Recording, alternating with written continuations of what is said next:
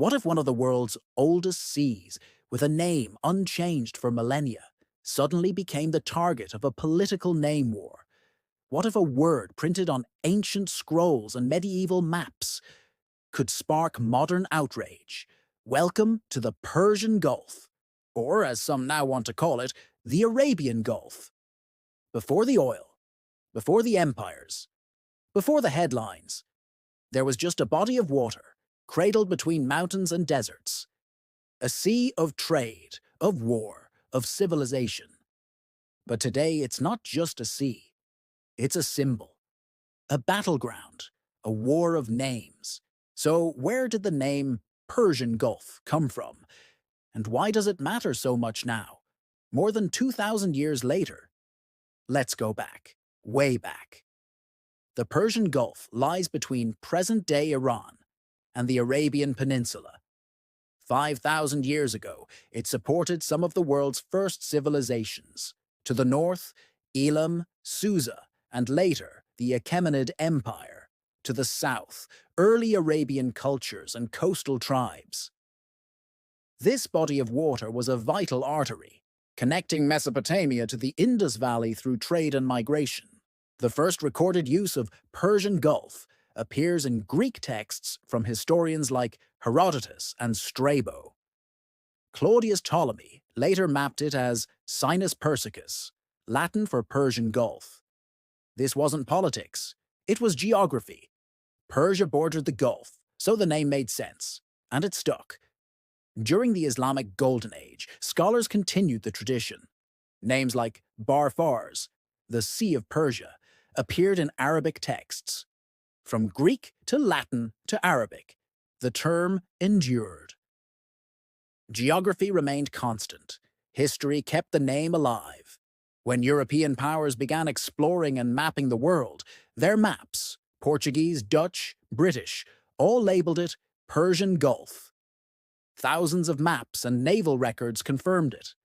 For centuries, the name went unquestioned, because a name isn't just a word. It's legacy, memory, power.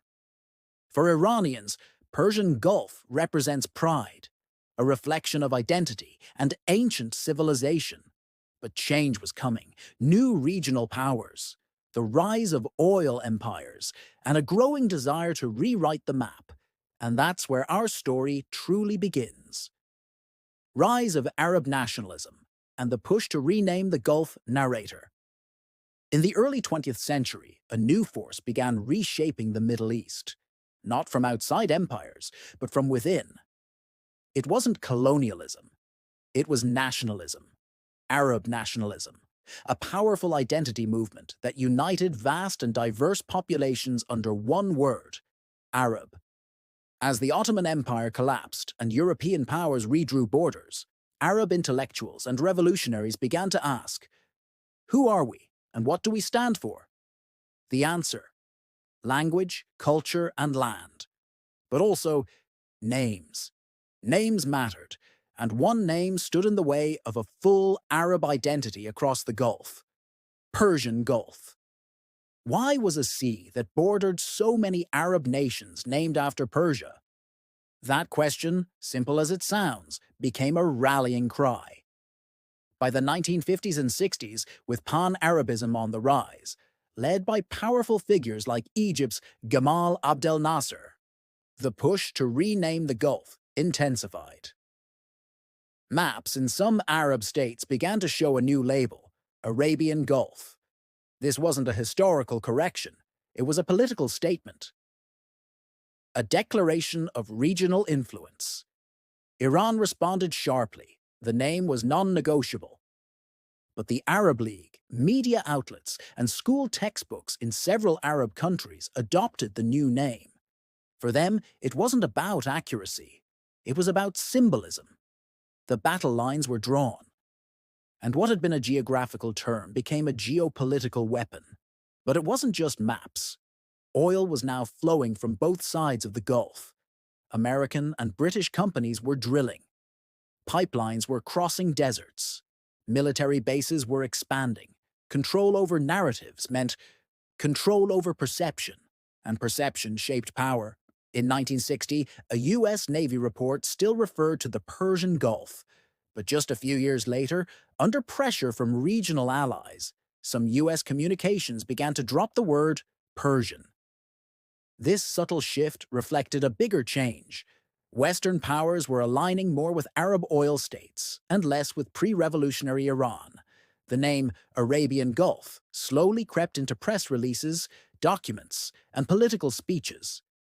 But for Iran, both under the Shah and after the 1979 revolution, the name remained a red line. And in 2006, Iran even banned airlines that used the term Arabian Gulf from entering its airspace. This wasn't a disagreement, it was a cultural standoff. By the 21st century, the name war had fully merged with the power struggles of the region: Sunni versus Shia, monarchy versus republic, Arab versus Persian. And in the middle of it all, a sea with two names and one ancient history: the Trump effect, how U.S. politics entered the name, war title, the Trump effect, how U.S. politics entered the name war. In 2017, Donald J. Trump stepped into the White House with promises of disruption, boldness, and a new kind of diplomacy. What few expected, though, was that he'd also wade into a decades-long battle over the name of a sea: the Persian Gulf, or as some U.S. officials under Trump began to hint, the Arabian Gulf. For years, U.S. government documents had quietly navigated the issue. Most still used Persian Gulf, but some agencies, under pressure from Gulf Arab allies, began using alternative terms. But Trump didn't do things quietly. During his first overseas trip as president, a lavish visit to Saudi Arabia in May 2017, Trump spoke warmly of deep alliances and shared destinies. What wasn't mentioned in official speeches was whispered behind closed doors: the quiet encouragement of Arab narratives, including the name shift. Media outlets in the Gulf celebrated Trump as a true friend of Arab unity. And in documents leaked in 2025, it was revealed that Trump's team had been in discussions with Gulf leaders to adopt Arabian Gulf in future diplomatic material. Why? Some say it was a simple favor to allies. Others say it was transactional, part of billion-dollar arms deals, energy contracts, and real estate negotiations. Trump's business empire, including golf courses, hotels, and luxury towers, had deepening ties to Saudi Arabia and the UAE.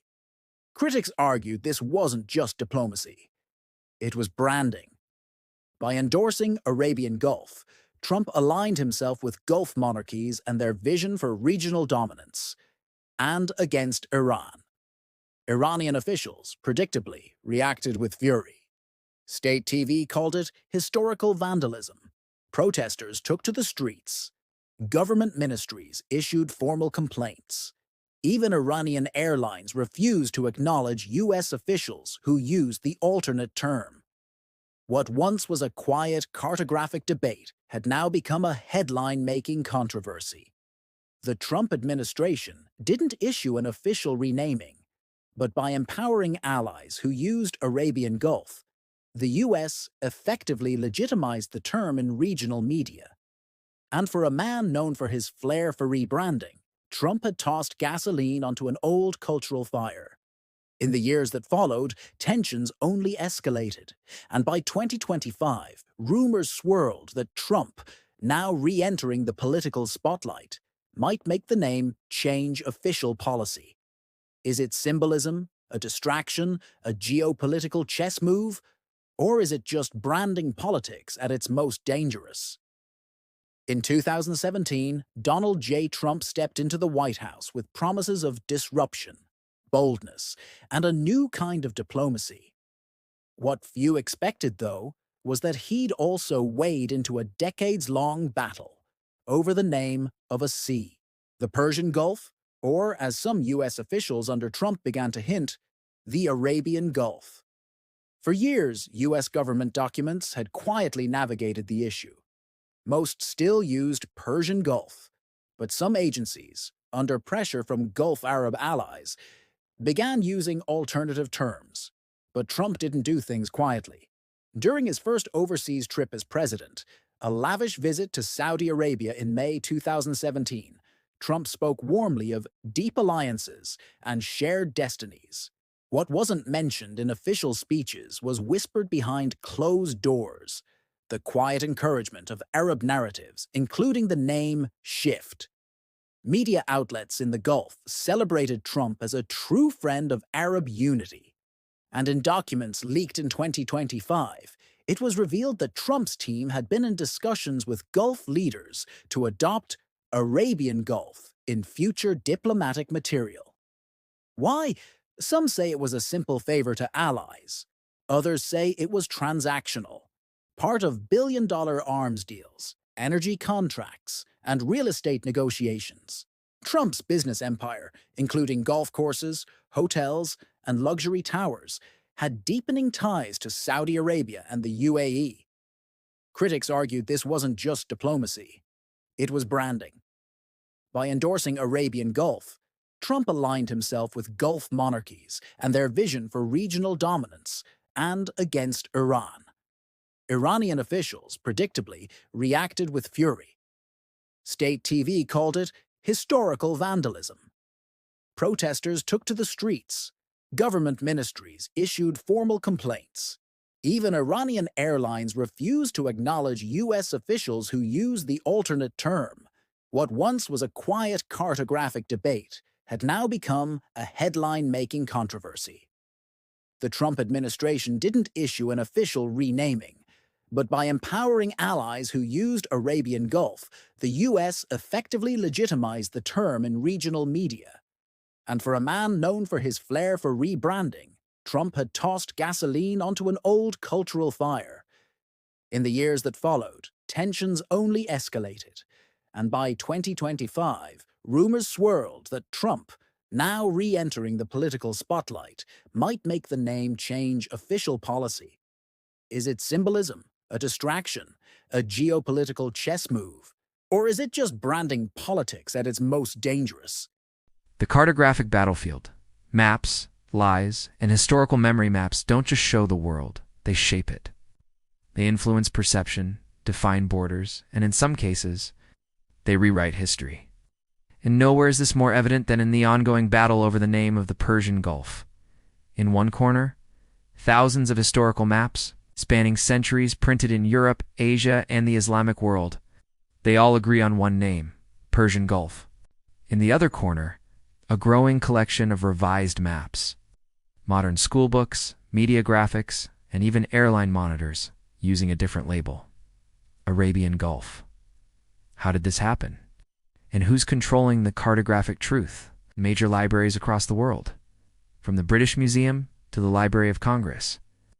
You can find ancient and medieval maps clearly labeling the region as Sinus Persicus or Mare Persicum. Ottoman charts, Persian manuscripts, colonial naval records, they all confirm it. But beginning in the 1960s, as Arab nationalism surged, maps published in the Gulf began omitting Persian. By the 1980s and 90s, school textbooks in some Arab countries used only Arabian Gulf. Airline and flight screens followed. Media graphics blurred the line. And with the digital age, Google Maps and other platforms became the new front lines. For years, Google used Persian Gulf, until coordinated lobbying led to some maps labeling the area ambiguously or simply as the Gulf. Iran responded with fury. Petitions were launched.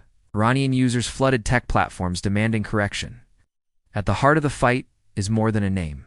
It's legitimacy, memory, identity. Because whoever controls the map controls the narrative. When maps lie, whether intentionally or through political pressure, the consequences ripple through generations. In 2012, Iran threatened to sue Google for removing Persian Gulf from Google Earth. It wasn't about a name on a screen. It was about erasure. Erasure of history. Erasure of cultural pride. Erasure of geopolitical balance. Meanwhile, Arab states continued to invest in media and education that normalized the alternative name. Some global publishers, eager not to offend clients, began using the vague Gulf region, but vagueness is rarely neutral. And so, the war over maps became a proxy war for something much deeper. Who owns the past, and who gets to define the future? Identity crisis. What this conflict means for Iranians today, for many outside the region, it's just a name. But for Iranians, inside and outside the country, it's personal.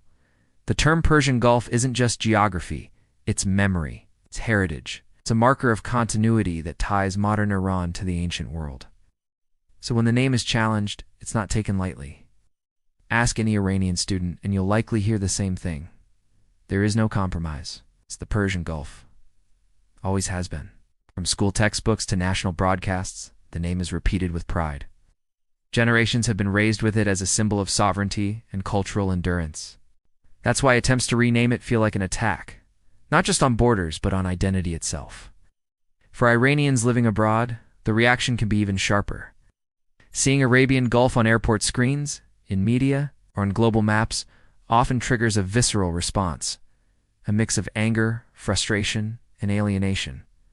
Some go out of their way to correct labels in public places. Others join online campaigns. Many see it as a test.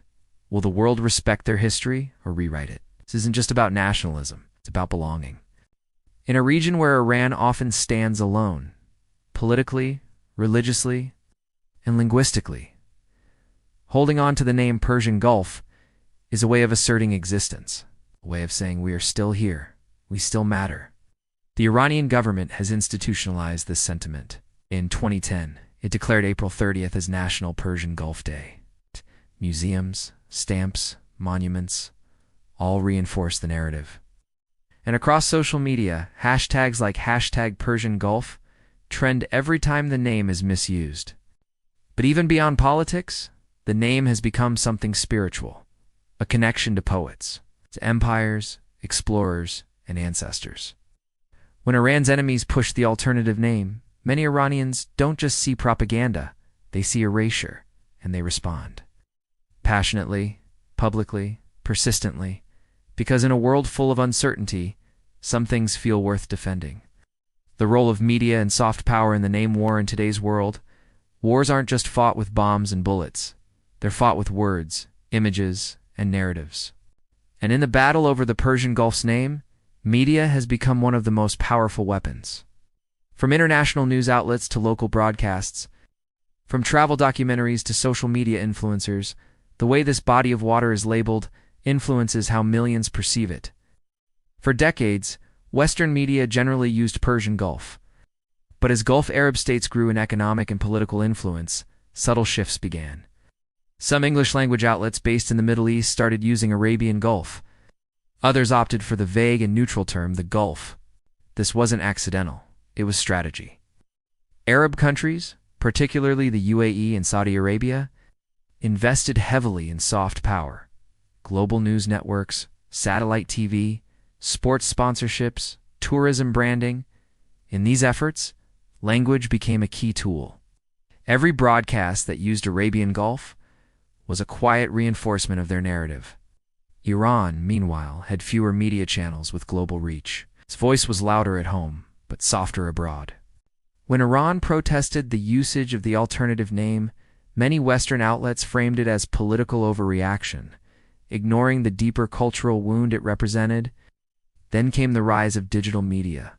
Suddenly, ordinary Iranians had a voice. Hashtags like #It'sPersianGulf not Arabian started trending. YouTube creators made explicable videos. Artists and academics launched campaigns. Soft power was no longer limited to states. Individuals were now players in the naming war.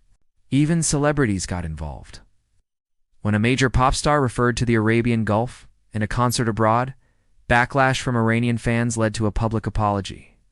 But the media war didn't just play out in language, it played out in maps, in flight paths, in hotel brochures, in textbooks. Even on Google autocomplete, each small usage added up. And the question remained, who gets to shape the global narrative? In a world flooded with content, repetition becomes truth.